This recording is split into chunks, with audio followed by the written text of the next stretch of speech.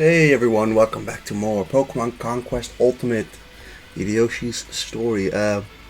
Last episode, I believe we had a pretty good one where we took over, I think, Vaporeon and Avia. Today, we're gonna try to push past Valora and Spectra, and his team's pretty unbalanced, so I decided to make these two teams to hopefully be able to finish him off. So this side, honestly, is really lopsided. They're like really weak to fire and flying, so we should be able to take care of Valor pretty easily. The only thing I'm a little worried about is Salamence, who is the main threat of this area. This is the more strong one, so I've put in like Garganackle and Frostlass over there to take care of Dragonite. But the one thing is he's got 4 more nations left, and there's the hope. And like I've got the idea that I think the AI probably prioritizes keeping warlords over just regular warriors. So there's the hope that if we do take Valora and Spectra, that you'll just get rid of the Salamence trainer, the Vaporeon trainer, and the Ceruledge trainer, and that would greatly increase our odds of winning, because then he'd be put in kind of a shit situation where only really his Dragonite and Arcanine would be up to snuff. And then, we'd be in a really good position at that point. Of course, that only really applies if he decides to actually get rid of the warriors, which I'm not 100% sure on that, but I think he will, to be honest. So, this is also an interesting map. I feel like the AI isn't that good on Valora, so we've got that advantage going for us as well. The main thing is really just the Salamence on this map. If we can take care of Salamence, then we're pretty good.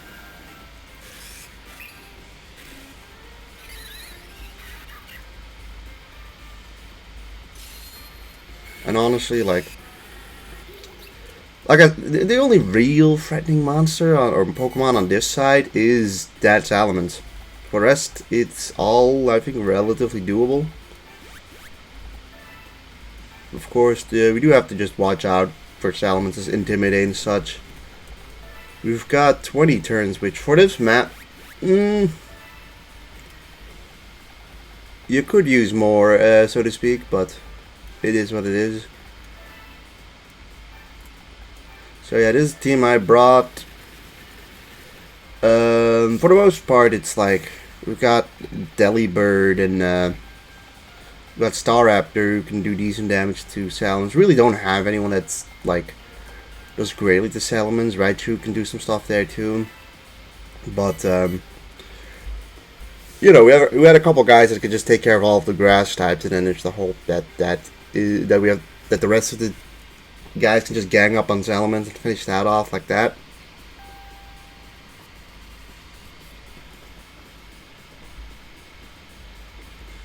Like, for instance, this Tropius just kind of puts itself in the range of Delibird.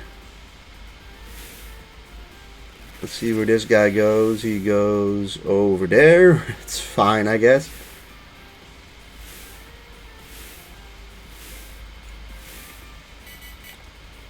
But yeah, it's primarily Salamence that we have to be careful about. Like, we can do 147 to this one, and we've got Nomad here. Okay, well, we do not flinch it, but that's fine, I think.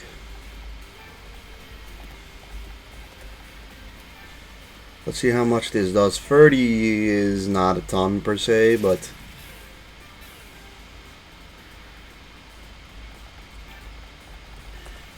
I don't really feel like we want to get these two guys involved with Salamence.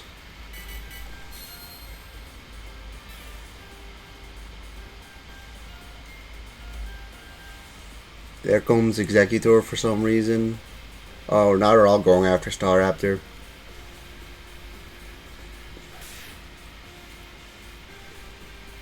Not like that's the end of the world or anything.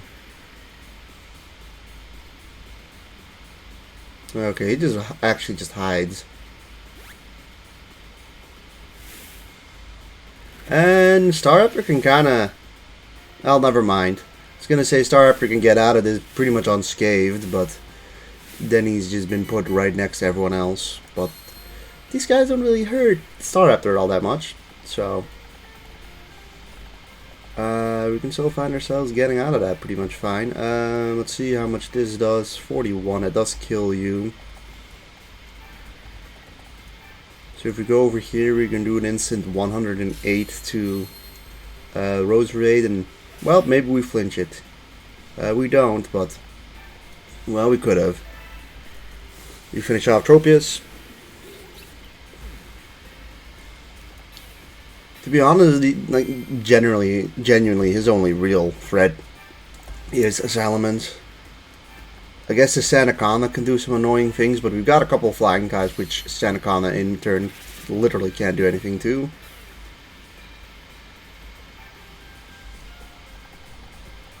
Let's see, Salamence I don't think is going to be able to reach us from there. I think for now I'll keep you over here, Salazzle, and yeah, he's already been pretty majorly weakened. I don't know how much this will do. 70 is a decent chunk of damage, but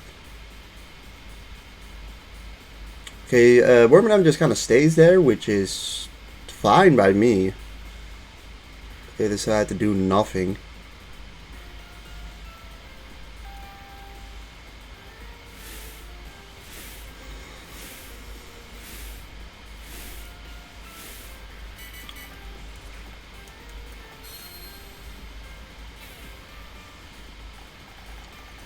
Alright, let's start off here. I'm gonna just put you here to block Sandaconda from going over here.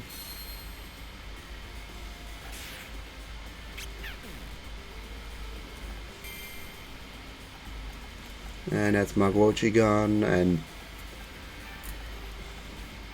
you two just go forward. Scorching Sand can't reach us. And then how much damage do you do to Executor? Alright, let's just finish off Executor. Just have that over with.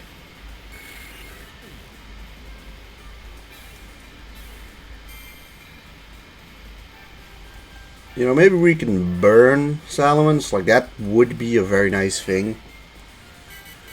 That would definitely speed up the process. Like, if we burn Salamence, that's just a straight up victory, I think. How much does this do? 91. That is a lot of damage, but...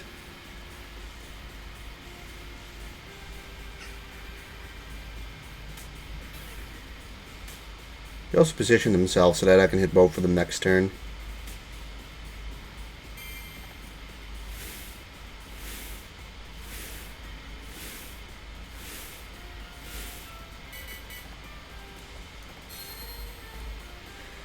And some attack lowering on Salamence there doesn't hurt.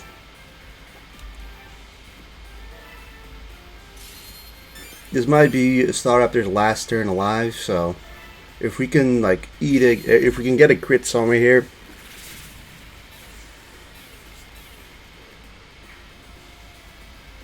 We did get a flinch, so there's that. 35 to you. If we flinch here, that'd be amazing.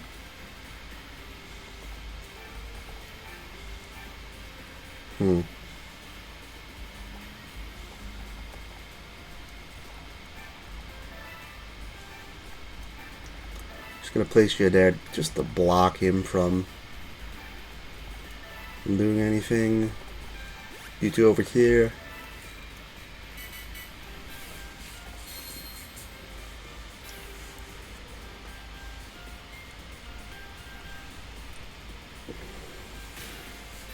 Doesn't kill, but like he does flinch, so.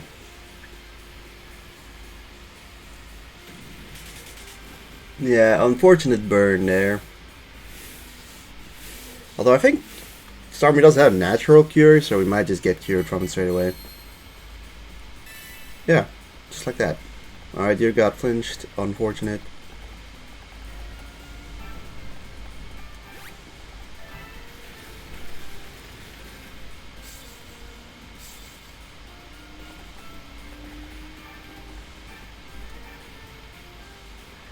Sure. Star Upper done his thing, I think.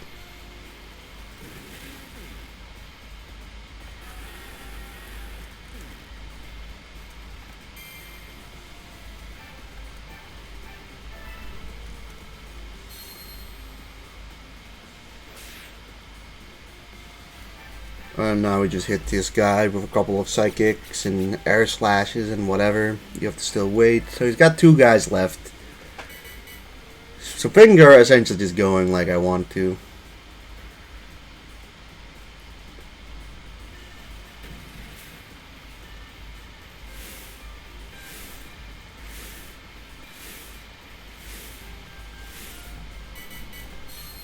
Also, in this little corner,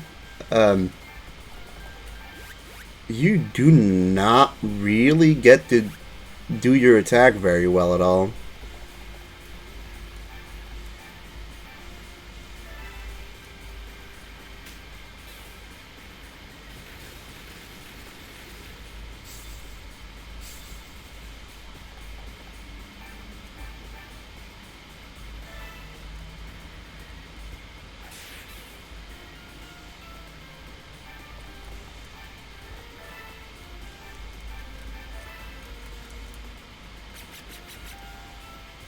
Alright, Sanakana is a turn away from being defeated.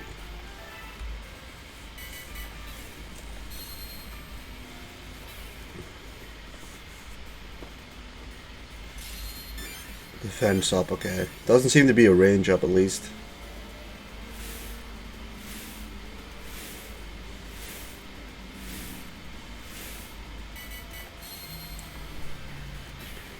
I'm constantly lowering the accuracy. I think we got this.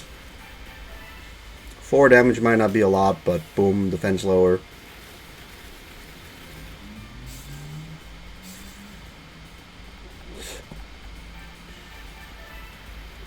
You finish off Sanakana.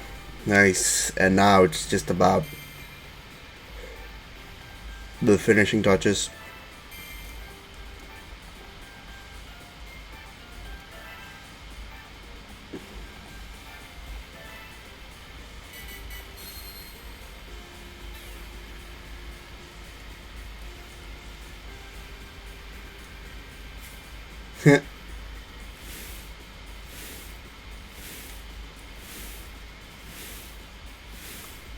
I don't know if Fire Lash can burn. If it can, that'd be real good, but...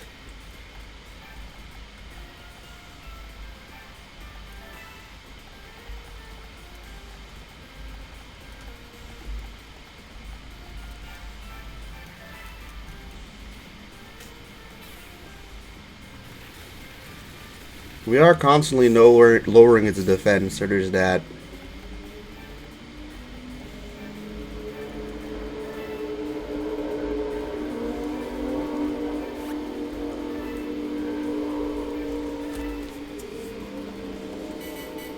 Yeah, this map doesn't really benefit Pokemon that have to have this generally pretty large area of attack. That is not as bad.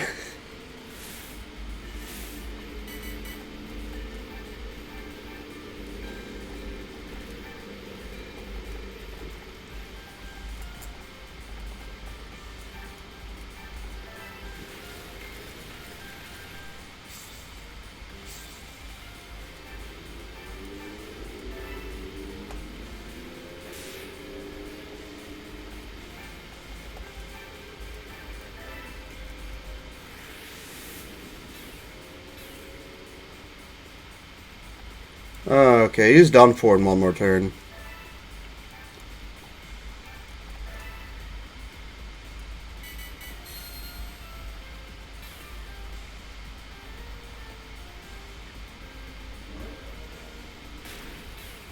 Alright, unfortunate flinch, but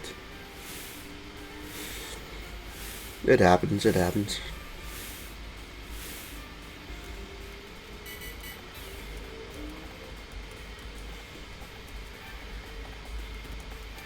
Alright, Psychic does 34. Very good, actually.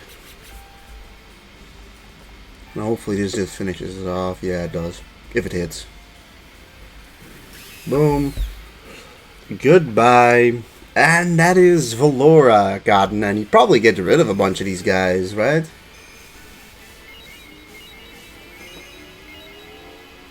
So most of these get about a +2. I feel like Delibird should get like a lot from this, but nope, it's just +2. And yeah, he gets rid of 3 of them, but he does retreat 3 of them to other places. Like, crucially, Salamence is going to Spectra, which is the next place we're going to try to take over. But we do have a better team to take care of Dragon types there. Because I sort of figured that this might happen. So he also, I guess, got rid of someone here, which was the... I don't know what he got rid of. He got rid of something, at least. But obviously, this is like his powerhouse team. So yeah, over here he's got 6 warlords, and over here he's got 4 warlords. So yeah, this is the team that's gonna have to try and do it with.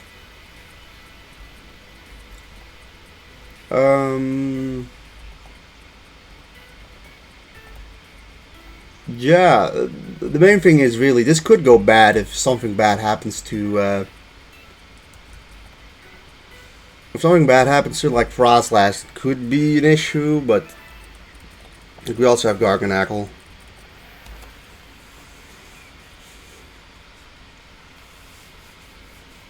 Otherwise, you know.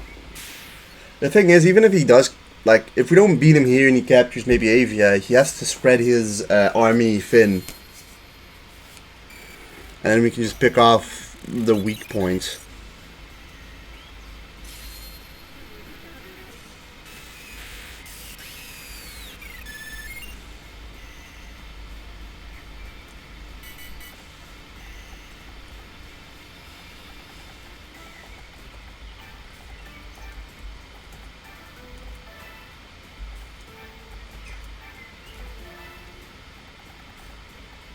The other one was Tyranitar. Sure, we'll get you here too.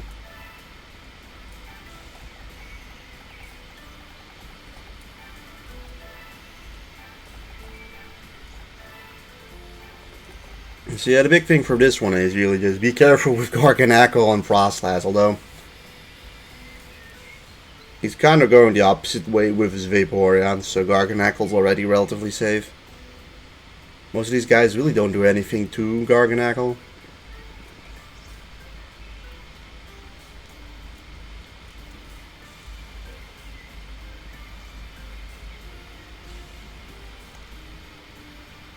Ooh, that's good.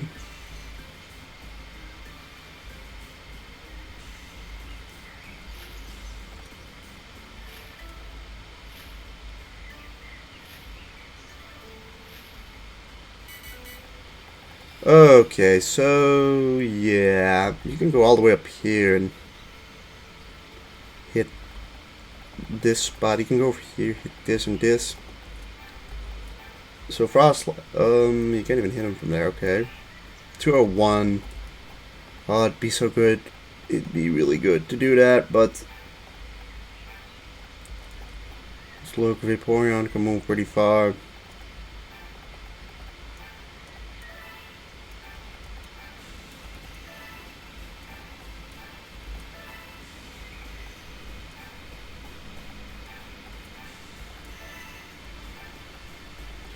Let's put you guys in the back for just a sec. Obviously, I'm hoping he can hit Garganackle, so I'm hoping we just bait him into attacking Garganackle with Salamence. Okay.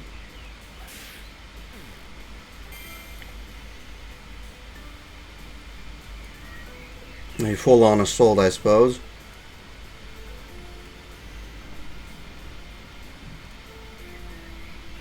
But that guy's going that way. I'm hoping Vaporeon does the same.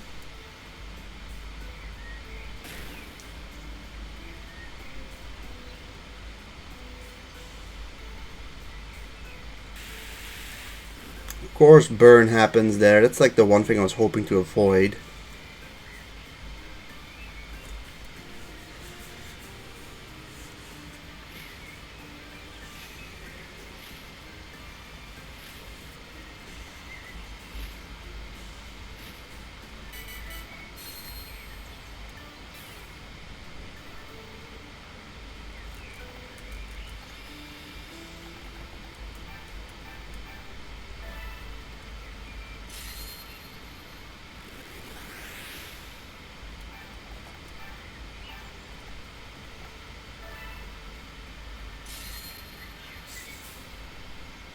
Hmm.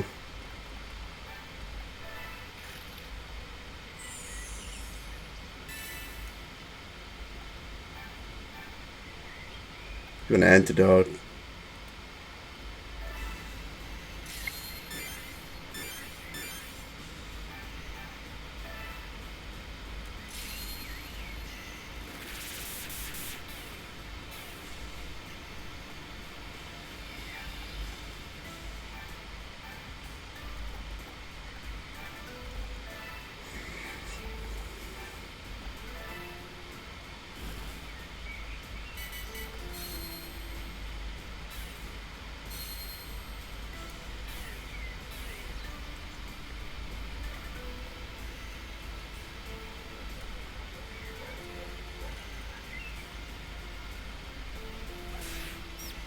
Alright.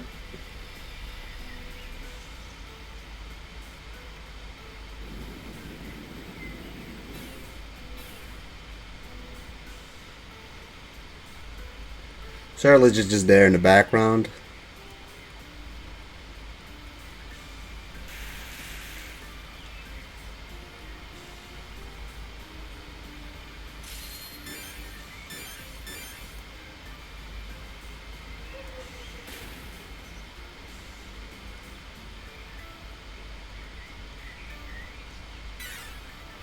That's good.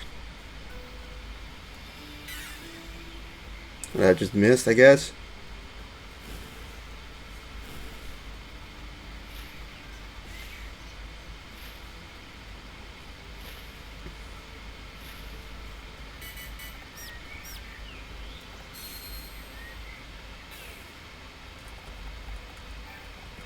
Alright, you go over here. 105, still a good amount of damage, especially considering it's 100% accurate. I suppose we'll do this.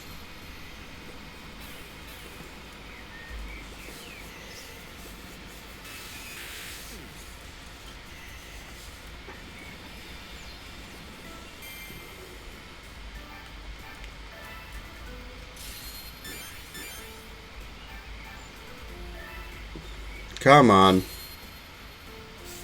God damn it.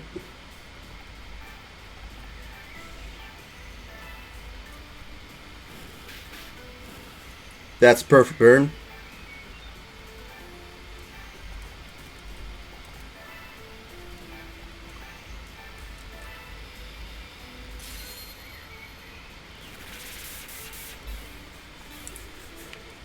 At this point, we just have to hit Salmons once. If Frostlass doesn't die this turn, then we're in a pretty good spot.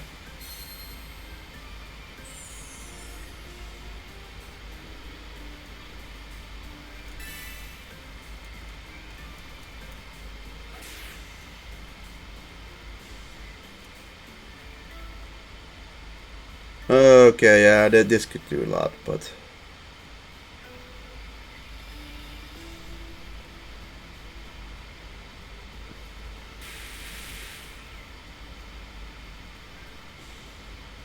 Charlotte's just in the back chilling, not doing much.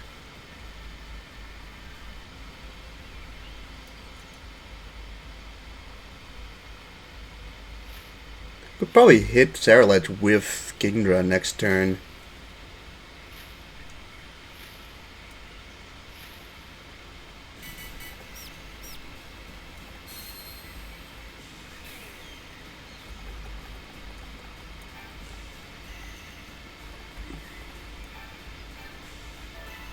Our Dragonite's gone, and that is a big weight off our backs.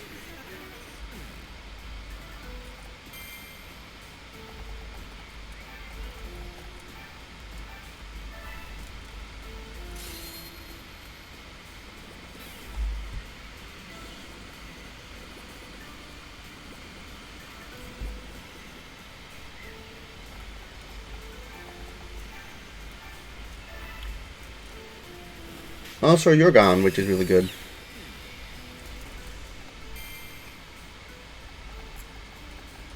We have 11 more turns, but obviously Vaporeon is going down. Sooner or later. It's Rhyperior over there. If we can hit this Garganacl, that'd be good.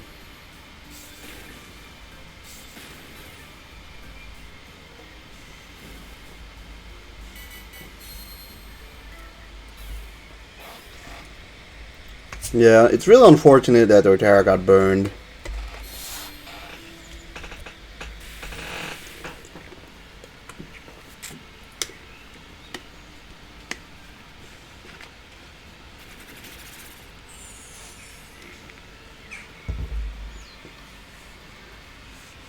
And he just runs away with Tyranitar now instead.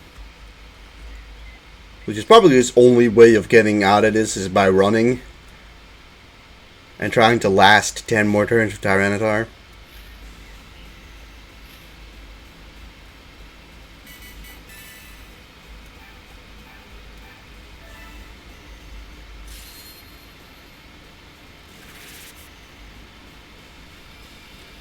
Two misses in a row there is very unfortunate though.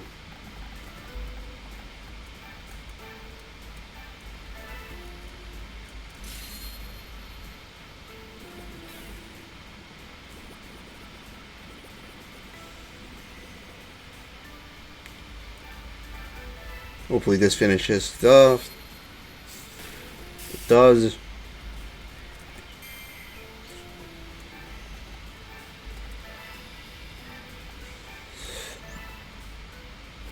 Yeah, that is an issue potentially.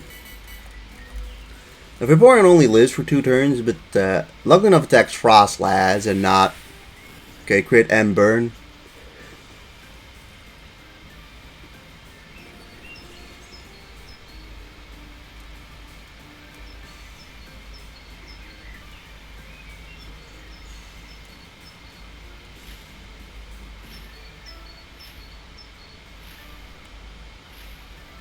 Oh, please, let's get this done.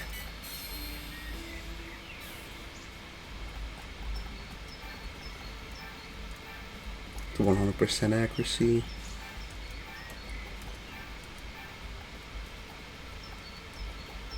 Alright, Frostlass, you get away, and we hit you with a Infernal Parade, and now we just have to go after this Tyranitar.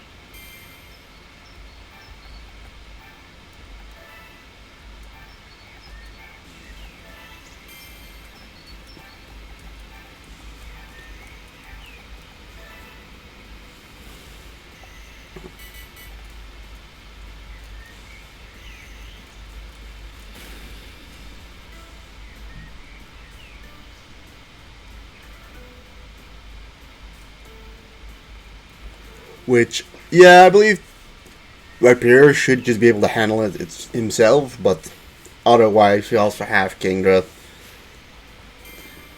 Like, I wouldn't be surprised if Frostlass does a decent amount of damage too. 83.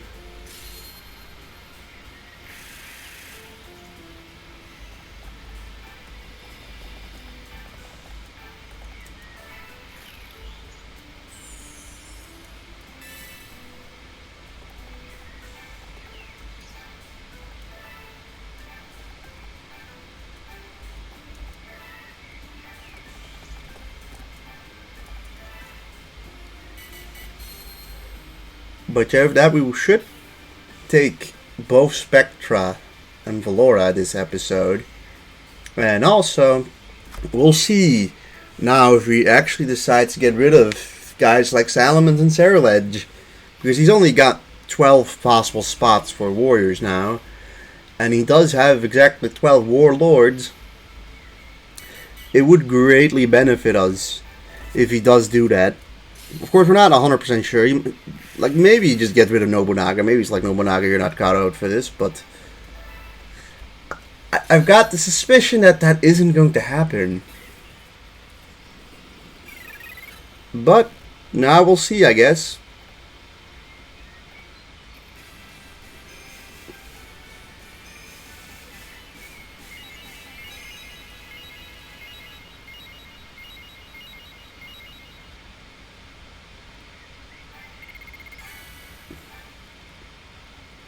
Yeah, look at that. Salamence is gone.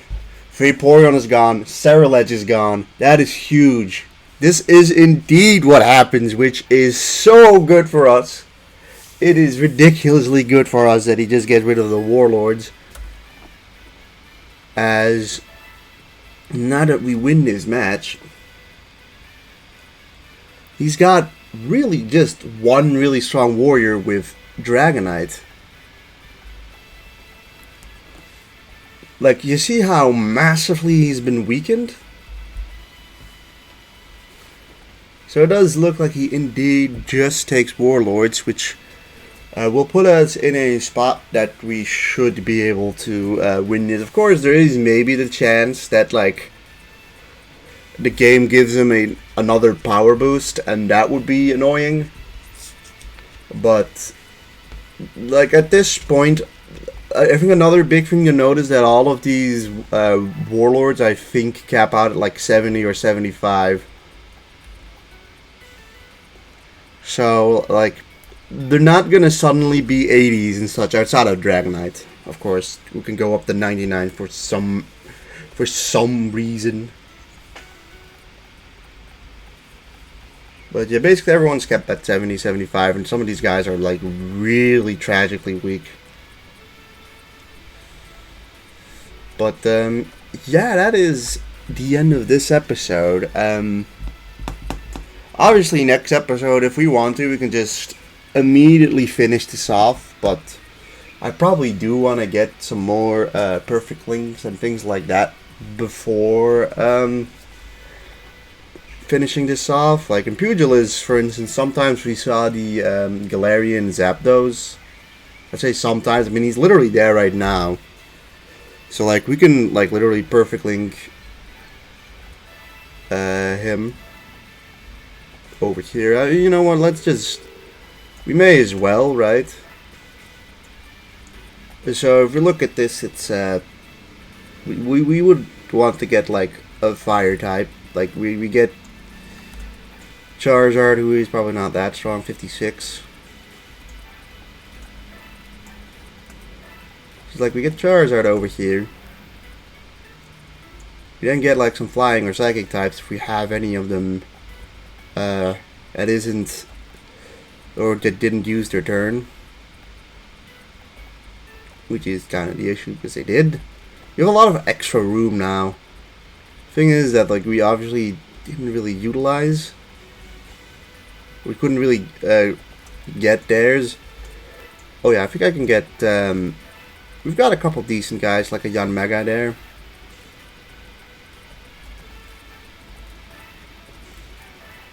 Warbeetle, I think, uses Bug Buzz, so we'll keep him there. But yeah, let's just quickly get to him his perfect link.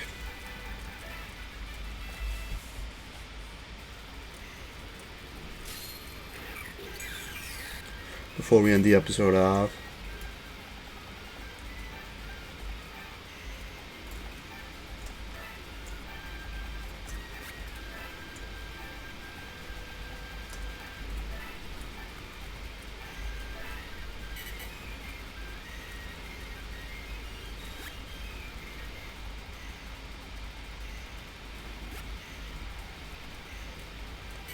Okay, they all decide to just go that way, fine. Okay, we're 40. Okay, okay, I don't know why that did so little damage then.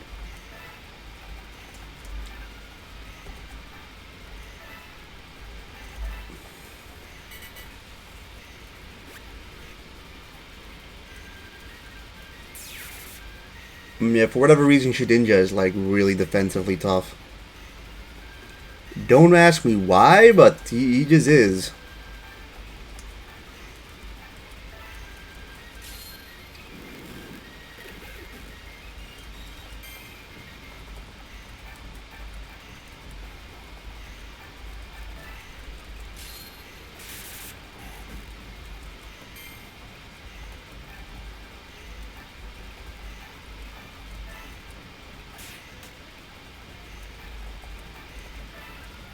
The only guy who's a little annoying is kind of that Nidoking.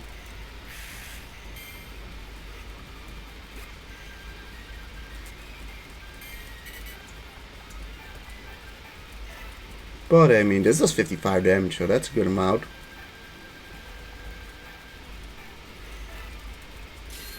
Give it a Quaquaval. Get rid of Breloom, and then we could just have free reign to that Zapdos over there.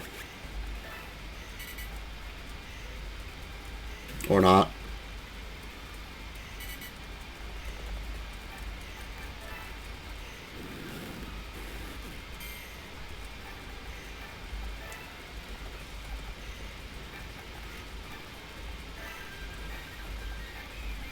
This thing can fly, which makes Dax pretty solid.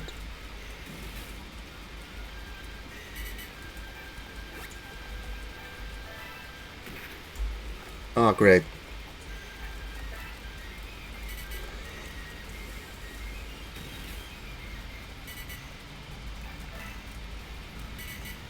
This thing just kind of floats.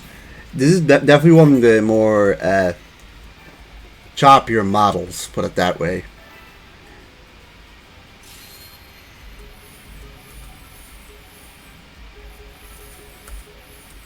Also, don't tell me why this legendary decides to spawn, but a lot of other ones just don't.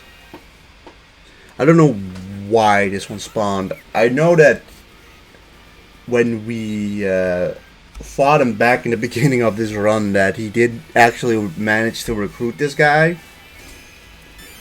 Or recruit the Galarian Zapdos. These probably don't have the highest of...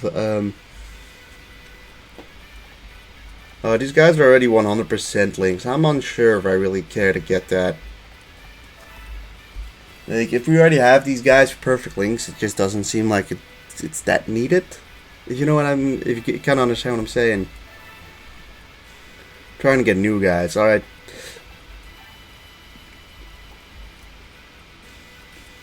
Well, with that we got Thingy's perfect link, which is going to be nice. So obviously we don't even have every warlord. Like, for whatever reason, like Uchiyasu, like he's just disappeared ever since he was beaten and wasn't recruited, and we haven't seen him around yet. But I won't end the turn probably yet. It's gonna be some grinding likely in between these episodes, just so that we can get like 3 strong armies to put there and generally put ourselves in a position where we can start perfect linking a bunch of guys. And admittedly, most of these ones, they most of Masamune's army is now really weak. Like, he's got 3 strong guys at this point with Roserade, Dragonite, and Galarian. Hisuian Arcanine. For the rest, this stuff's all kind of weak. And it doesn't cap over 70 for almost everything, so we also shouldn't get overpowered anymore, even if they do get a substantial boost. The only thing we have to be careful about is really just Dragonite potentially rising up to an insanely high level. But, we'll get there when we get there. We'll probably just recruit some guys from Cracked, but just get a bunch of really strong rock types. And then, yeah, finish off that way. But, yeah, everyone, if you enjoyed this episode, please leave a like, a comment, subscribe, and I'll see you guys next time. Goodbye.